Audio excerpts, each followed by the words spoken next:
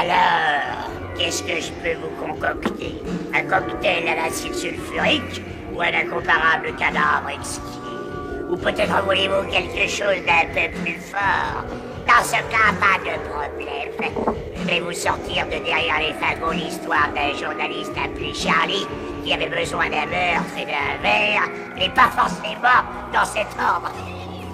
Rappelez-vous, l'abus d'alcool est dangereux, etc., comme le dit la publicité. Et maintenant, regardez cette histoire en buvant à ma mort, pardon, à ma santé.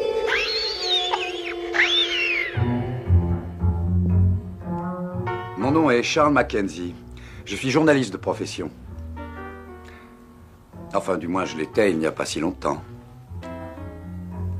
Trouver des sujets sur lesquels écrire des articles, n'importe lesquels, c'était ma réputation. Oui, parce que dans ma tête, le public avait le droit de savoir. Et en plus, c'est dans le premier amendement. La Constitution est très explicite là-dessus. J'ai travaillé pour les journaux les plus réputés de mon temps. Et aussi pour des magazines très cotés. Mais j'avais un petit problème.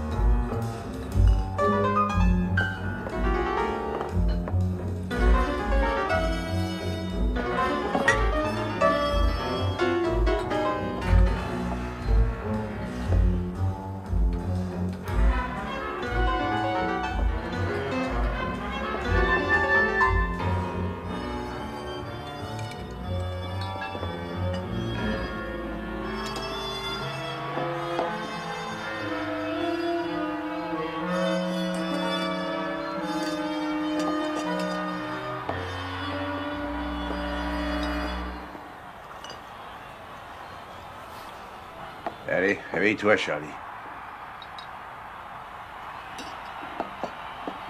Mais arrête, je dormais pas, Mike. Je sais qu'il est tard. Il est presque minuit. Tu devrais pas aller au journal voir tes amis? Si, t'as raison. Ce soir, je vais rendre une petite visite à Phil Stone qui a une promotion. Mais avant, serre-moi un verre pour la route. Pourquoi t'arrêtes pas là, Charlie? T'as pas envie d'un bon petit café? Garde tes sermons. Je t'assure que je peux décrocher quand je veux. Ah, te fâche pas. Je te parle en ami, moi. Si tu veux avoir quelqu'un pour trouver du travail, mets les chances de ton côté. Allez, rentre chez toi. Rase-toi de près. Prends une bonne douche bien chaude. Je t'ai déjà demandé de la fermer et j'ai pas besoin de tes conseils. Tu te prends pour qui exactement? Ah, Charlie, calme-toi. Je disais ça pour ton bien, surtout pas pour te vexer. Je suis peut-être au creux de la vague depuis quelque temps. Mais j'ai eu une place en haut. Ouais, tout en haut, ça m'est. J'ai rencontré et interviewé des sénateurs, des millionnaires, des vedettes, des champions très célèbres. Alors que le serveur de Godet d'un infâme boui-boui me fasse la morale, ça, je trouve ça ridicule et grotesque. Ça va, fiche-moi la paix. Je t'ai dit que j'étais désolé.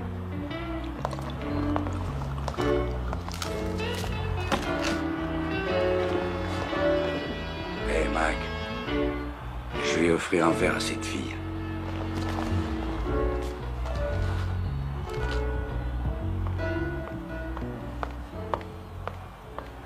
Bonsoir. Qu'est-ce qu'une belle dame comme vous fait ici? Vous attendez quelqu'un? Non, personne de précis. Vous savez, moi je suis journaliste. Alors avant tout, je constate les faits. Si je vois une fille ravissante assise toute seule dans un bar louche, moi je me dis, ça, c'est une racoleuse. Quoi que ce ne soit pas vos affaires, je ne suis pas à vendre. Je ne suis pas comme les autres. Eh ben tant mieux, je suis ravi de l'entendre. Vous êtes ravi de ne pas pouvoir coucher avec moi? C'est plutôt insultant. Ah non, non, non, ça ne me plairait pas de le faire. Vous n'avez pas à me faire de faveur. Allez, on efface tout et on recommence. Tenez, les enfants. Voici vos verres. Alors à vous. Charlie, je m'appelle Charlie. Vous m'êtes très sympathique. Et vous aussi? Vicky. Vicky. C'est la première fois que je vous vois ici. Vous venez tous les soirs, peut-être? Ah, je vous l'ai déjà dit, je suis journaliste. Moi, ma spécialité, ce sont les crimes. Les meurtres, les vols, les viols. Alors, je viens souvent ici pour le travail. Eh, je peux peut-être écrire un article sur vous. Racontez-moi votre histoire. Vous connaissez mon histoire. Je suis jolie. Je ne sais pas ce que cette fille avait de particulier. Bien sûr, elle était belle. Elle avait un corps superbe qu'elle savait mettre en valeur. Pourtant, c'était pas ça qui m'attirait le plus. J'avais très souvent fréquenté de belles femmes. Mais Vicky dégageait quelque chose qui donnait l'impression d'être bien vivant. Je vous l'ai déjà dit, j'ai vraiment aimé et adoré les femmes. Je n'ai jamais eu de problème pour en trouver. J'ai eu beaucoup de fiancées et plusieurs épouses. Jusqu'au jour où mon désir s'est éteint. Les femmes ont alors cessé d'avoir de l'importance dans ma vie. Je suppose que c'était dû à l'alcool. C'est curieux.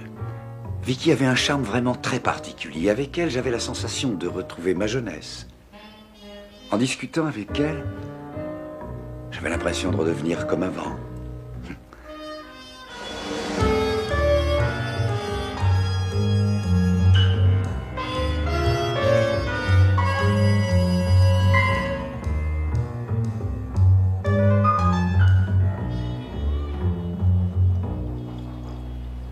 Il faut que j'y aille. Où ça? Il est 9 h du matin. La plupart des gens doivent aller travailler. Ils n'ont pas la chance que tu as. Bon. On se retrouve pour déjeuner? Non, on se retrouve pas pour déjeuner. Je tiens à ce que les choses soient claires. Je ne veux rien de permanent. J'ai plusieurs petits amis. Une relation solide basée sur la fidélité, ce n'est pas du tout mon style. Ce que j'aime, c'est rencontrer des hommes différents. C'est la nouveauté qui m'attire et l'aventure. Eh ben, je vais te faciliter les choses. C'était une super nuit, mais la porte est là. Inutile de remettre les pieds ici. Tu penses ce que tu dis? Ouais. J'ai suffisamment de problèmes.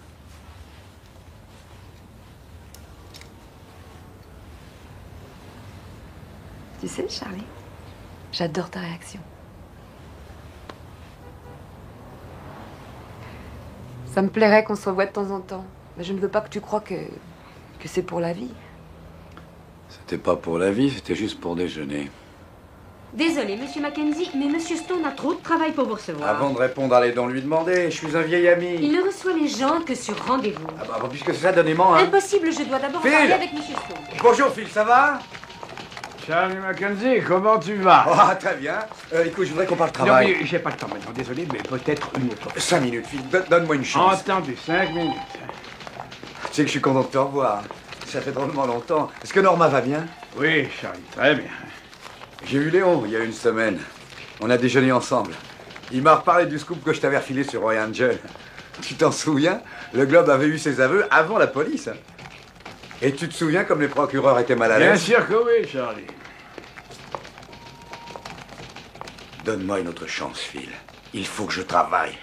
J'aimerais t'aider, mais ça n'est pas moi le directeur. Ça ne sera plus comme avant. Je vais arrêter de boire. Ah bon? Je t'ai déjà entendu me dire ça et rien n'a changé. Écoute, j'ai rencontré une fille. Elle m'a fait comprendre que je me détruisais alors que j'ai beaucoup de choses à donner. Tout ce que je veux, c'est une autre chance. Je suis un très bon journaliste, Phil, et tu le sais bien. Bon, entendu. Voilà ce que je vais faire. Je vais te mettre à l'essai. Si tu veux du travail, balade-toi en ville et prouve-moi que tu peux me rapporter un bon sujet. Je te le prouverai. Je te trouverai un incendie, une évasion. Non, je veux un meurtre, Charlie. Avec beaucoup de sang.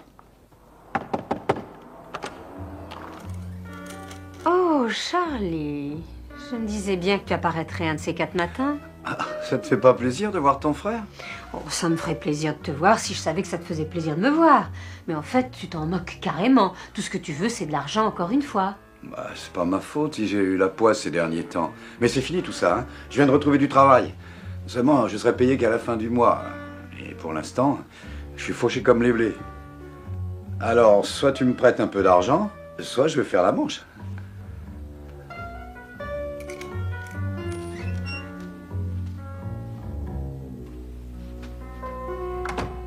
C'est drôle, j'ai cru que tu passerais me voir de temps en temps pour donner le change, mais non. Tu ne viens que pour l'argent de ton loyer. Je t'assure que j'ai toujours autant d'affection pour toi. C'est la dernière fois que je t'en prête. Tu viens m'emprunter 500 $ tous les mois. Et jusqu'à maintenant, j'étais assez bête pour te les donner. Mais c'est fini. Ne reviens plus jamais. C'est pas la peine de monter sur tes grands chevaux, parce que cette fois tu as tort. Tu touches une pension d'invalidité sans rien faire, et moi pendant ce temps-là, j'arpente les rues de cette ville nuit et jour. Maintenant, ça suffit. Tiens, prends l'argent et va-t'en. De toute façon, tu vas entrer dans le premier bar venu et tu vas boire jusqu'à tomber. Sans vouloir te vexer, Mildred, cette fois tu te trompes. J'ai une nouvelle à t'annoncer. J'arrête de boire, à partir d'aujourd'hui. J'ai pris conscience que j'abusais un peu trop ces derniers temps et que c'était l'escalade. Alors, je préfère carrément m'abstenir pendant que je suis en mission. Hé, Mike, on m'a accueilli les bras ouverts au journal et on m'a redonné mon travail. J'aurais même droit à une avance. Ils m'ont avoué avoir besoin d'un vrai professionnel. Ah, c'est fantastique, Charlie. Félicitations. J'ai toujours su que la chance te sourirait à nouveau. Qu'est-ce que vous prenez?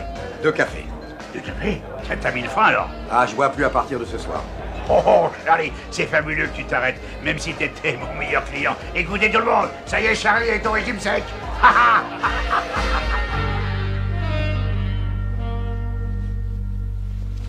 Alors, à ton avis, ça va faire un bel article? Ça fera même les gros titres. Tu n'as pas bu une seule goutte de la journée? Mhm. C'est bien que ça t'ait posé aucun problème. Je sens que c'est pour de bon. Et demain, je vais leur montrer de quoi est capable un vrai journaliste. Je vais pondre un super article, je le sens. Et tu sais ce que je vais faire quand j'aurai touché mon avance? Je vais t'offrir de jolies boucles d'oreilles. Mhm. Je sais qu'au journal, la plupart m'ont catalogué comme un ivrogne. Beaucoup de gens ont des a priori sur l'alcool. Mon travail ne s'en est jamais ressenti. Non, malgré ce que les imbéciles ont cru, j'ai continué à être le meilleur sur la scène du crime jusqu'à la fin. J'ai toujours écrit les meilleurs articles. C'est un talent qui est inné. Ça s'apprend pas, ça. T'as pas besoin de m'offrir ces boucles d'oreilles. Pourquoi? Je me conduis trop comme un petit ami? Ce qu'on vit est agréable. Essayons de pas le gâcher.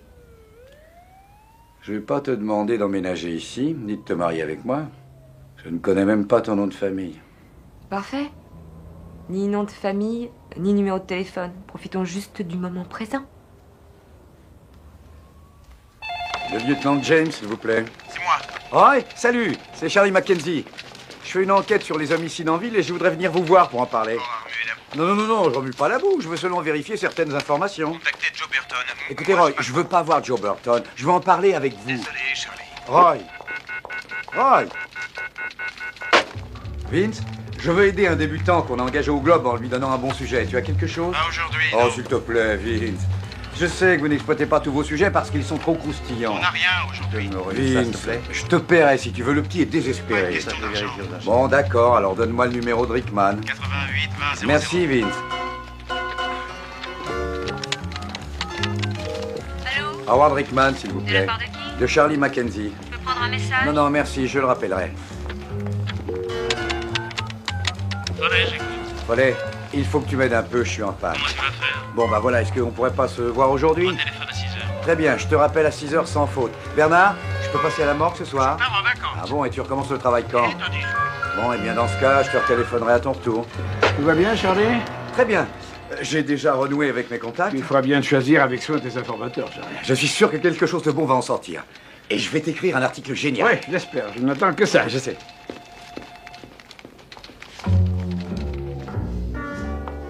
Alors, comment ça va? Très mal. J'ai encore rien trouvé. À croire que tous les assassins sont en grève. Justement au moment où j'ai besoin d'un meurtre qui fasse sensation. Y a rien qui se passe. Continue à chercher, tu finiras par Mais trouver. qu'est-ce que t'en sais, toi? Comment tu peux dire une chose pareille? Ça va, calme-toi. Tu veux que je me calme alors que j'ai passé des centaines de coups de fil, que j'ai écouté 3 heures au moins la radio de la police, que je suis allé à la morgue, dans les hôpitaux, pour rien? Ah, Charlie, il n'est que 9h du soir. Tu veux pas me servir un verre? Charlie, je vais te parler en ami, nous sommes d'accord? Tu as une chance de te refaire une santé et de retrouver ton travail. Je travaille déjà. Tout ça n'est pas ma faute à moi. C'est qu'elle me plaît dans cette ville pour l'instant. J'ai besoin d'un montant. Va plutôt manger quelque chose chez les Grecs en haut de la rue. Il fait une vraie moussaka très relevée dont tu me diras des nouvelles. Il fait aussi du bon café. Décontracte-toi 1 minute et puis ensuite file là-bas et tu trouveras ton sujet. Je te fais confiance, moi. Je ne veux pas aller manger la cuisine huileuse de ton grec. J'ai seulement soif. Je n'ai plus un sou. Et j'ai eu une rude journée, alors vas-y, serre-moi un verre. Non, je suis ton ami, je refuse de te servir à boire. Mais va au diable.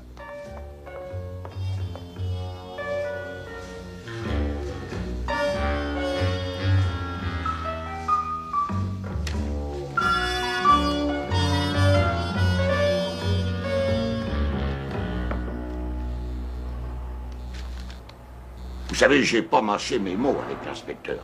Je lui ai dit, qu'est-ce que vous voulez exactement? Vous venez ici tous les 2 mois, vous trouvez toujours un truc qui va pas, et vous vous débrouillez pour me mettre une amende. Je vais vous dire, monsieur, il veut de l'argent.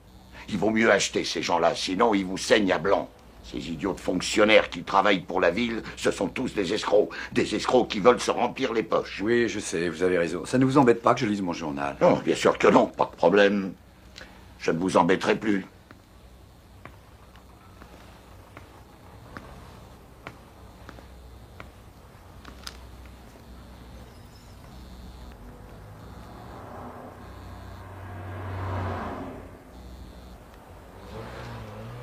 Je t'ai dit de ne pas sortir ce soir, espèce de traînée. Ne pose pas tes sales pattes sur moi, je fais ce que je veux. Je t'interdis de sortir, tu m'entends? Ah oui, mais pour qui tu te prends? Mais je suis ton mari, je peux t'en empêcher. Arrête, tu n'es qu'un pauvre type, tu me fais pitié.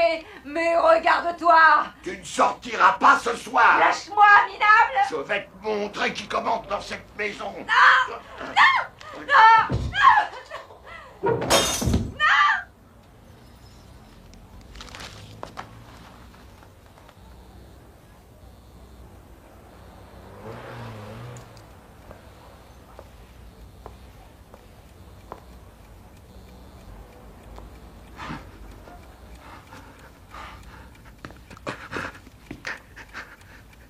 Je l'ai tué.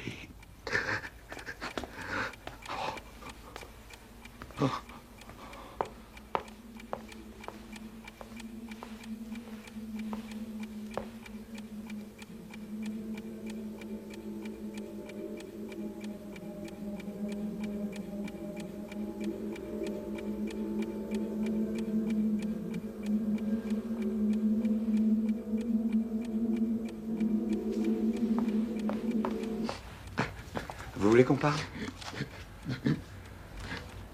C'était votre femme? Non, laissez-moi tranquille. Allez-y, parlez-moi. Ne gardez pas ça sur le cœur. Quel est votre nom? Nikos Stavro. Et que s'est-il passé? Pourquoi cette dispute? Je l'ai étranglée. C'était une femme de mauvaise vie. J'en avais assez, c'était insupportable. J'ai demandé à un détective privé de la suivre.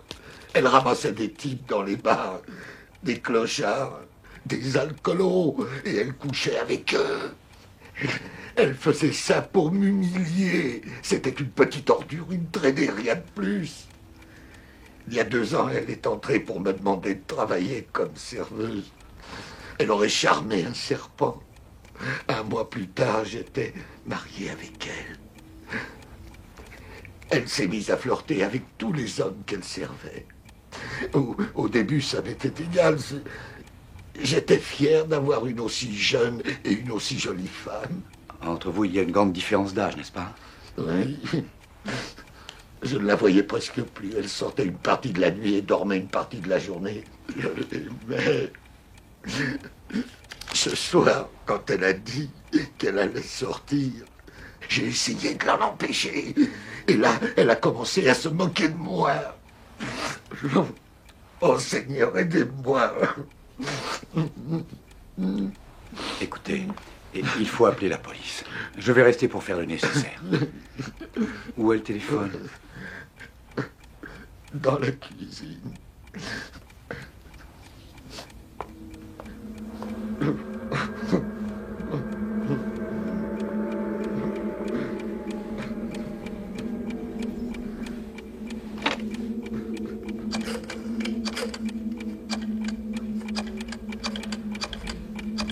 Journal Le Globe, j'écoute. Phil Stone. Ne quittez pas, je vous le passe. Oui. Phil, c'est Charlie Mackenzie. Qu'est-ce qu'il y a, Charlie?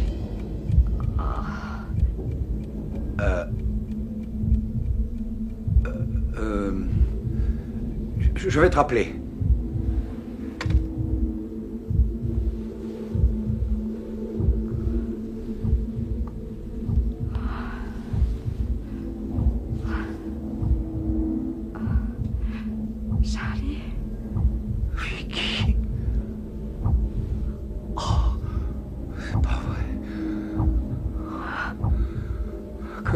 faire une chose pareille. Charlie.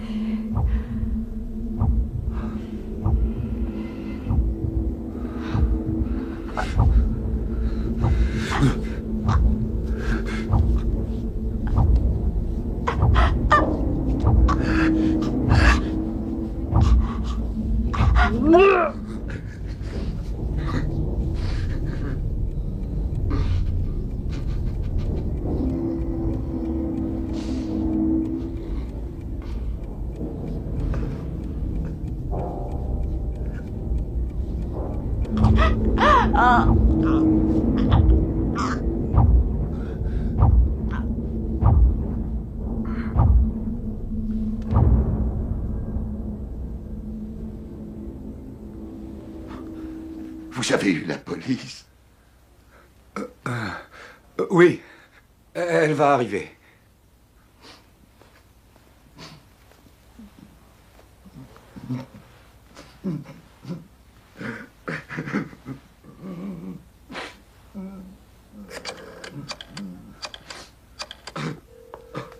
Journal Le Globe, je vous écoute.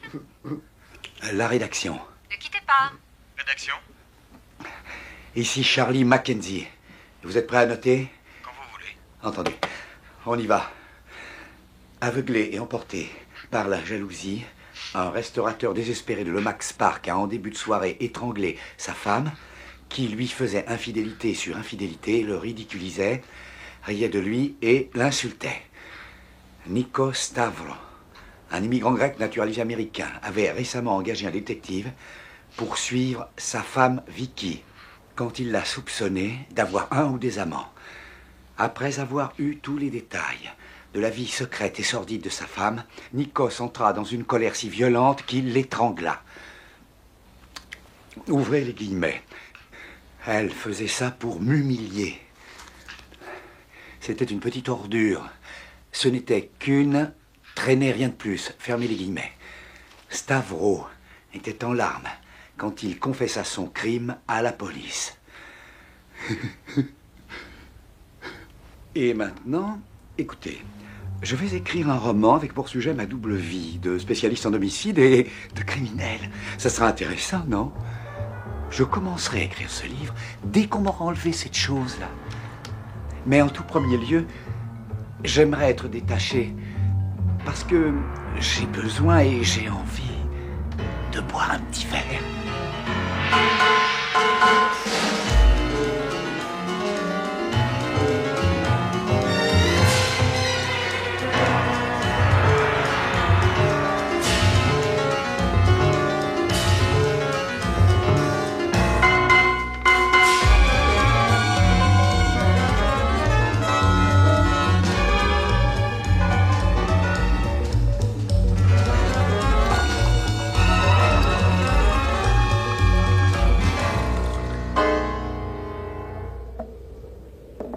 Pauvre Charlie, il pourra même plus boire pour oublier ce qu'il a fait. Peut-être qu'à sa libération, on le chargera d'écrire la rubrique de l'horoscope.